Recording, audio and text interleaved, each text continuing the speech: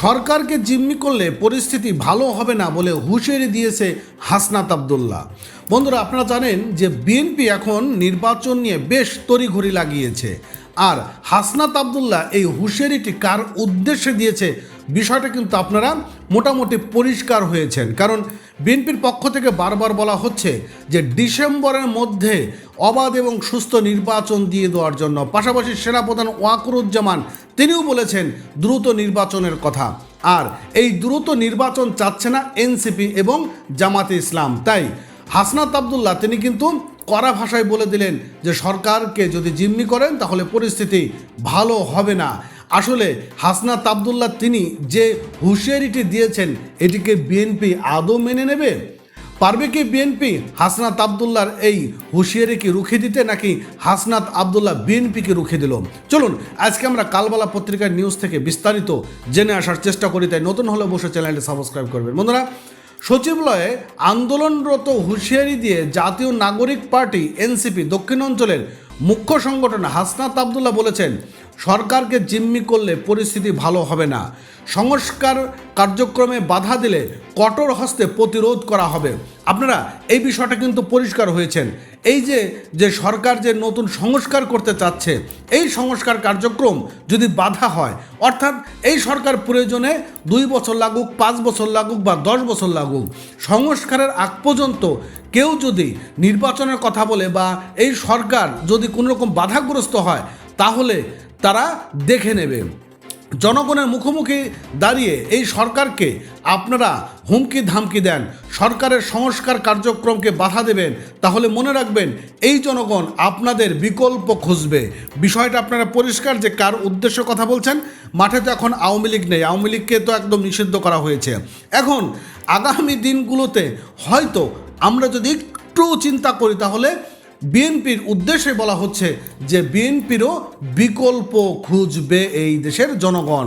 তাই আপনার কাছে কি মনে হয় সোমবার 26শে মে দুপুর চট্টগ্রাম উত্তর জেলায় সাংগঠনিক সফর শেষের আগে নগরীর 16 শহর বিপ্লব উদ্যানের সামনে সাংবাদিকদের সঙ্গে আলাপকালে তিনি এমন কথা বলেন।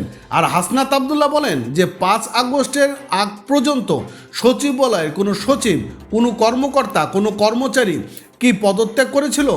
রাস্তার মধ্যে সন্তানদের, দেশের সাধারণ নাগরিকদের গুলি করে হত্যা করা হয়েছিল। একজন সচিব, একজন আমলা, একজন সরকারি কর্মচারী কি পদত্যাগ করেছিল? এখন বিষয় হচ্ছে তারা তো একটা দেশের, তারা তো কর্মচারী, তারা তো দেশে কাজ করে, চাকরি করে। এখন তারা পদত্যাগ করবেন নাকি তারা এই ছাত্রদের পক্ষে কথা বলবেন? আসলে এই জায়গাটা তো তাদের নিরপেক্ষ থাকতে হয়। কিন্তু হাসনাত আবদুল্লাহ তিনি বলছেন যে তারা কি কথা বলেছিল, তারা কি পদত্যাগ করেছিল? তো যাই হোক, তিনি বলেছেন আজ যখন সরকার সংস্কার কার্যক্রম শুরু করেছে সেখানে তারা সহযোগিতা না করে বাধা হয়ে দাঁড়াচ্ছে। আমাদের জীবন থাকতে স্পষ্ট ভাষায় বলতে চাই, হাসনাত আবদুল্লাহ বেঁচে থাকতে দেশের লাখ লাখ হাসনাত আবদুল্লাহ রয়েছে। তারা বেঁচে থাকতে সরকারের সংস্কার কার্যক্রম যদি বাধা আসে, সচিবালয় থেকে যদি বাধা আসে, তাহলে জনগণের সঙ্গে নিয়ে কঠোর হস্তে প্রতিরোধ করা হবে। আপনারা এটি ভাববেন না যে আপনাদের বিকল্প নেই, জনগণ বিকল্প খুঁজে নেবে। কথা পরিষ্কার স্পষ্ট যে এখন নির্বাচন নিয়ে কারা কথা বলছে, 72 সংবিধান নিয়ে কারা কথা বলছে যে 72 সংবিধানকে রুখে দেওয়া যাবে না, 72 সংবিধানকে পরিবর্তন করা যাবে না, বলছে বিএনপি। তো যাই হোক, সরকারকে সহযোগিতা করুন, সংস্কার কার্যক্রমকে সহযোগিতা করুন।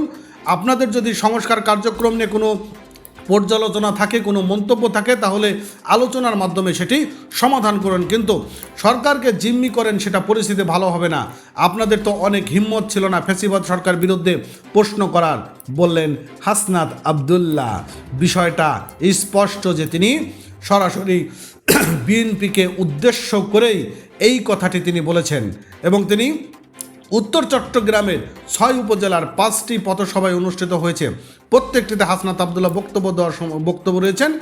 বিশেষ করে রাঙ্গুনিয়া উপজেলার রোয়াজার হাট, রাজন, বাস স্ট্যান্ড এবং বিভিন্ন জায়গাগুলোতে তিনি বক্তব্য দিয়েছেন। এবং এনসিপির আরও অনেক সদস্য সচিব ছিলেন তারা মূলত সেখানে উপস্থিত থেকে এমন বক্তব্যগুলো দিয়েছেন।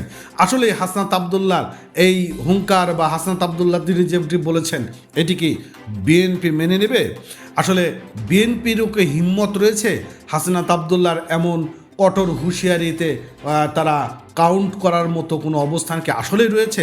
কি হতে যাচ্ছে? তাহলে কি নির্বাচন সংস্কারের পরেই হবে?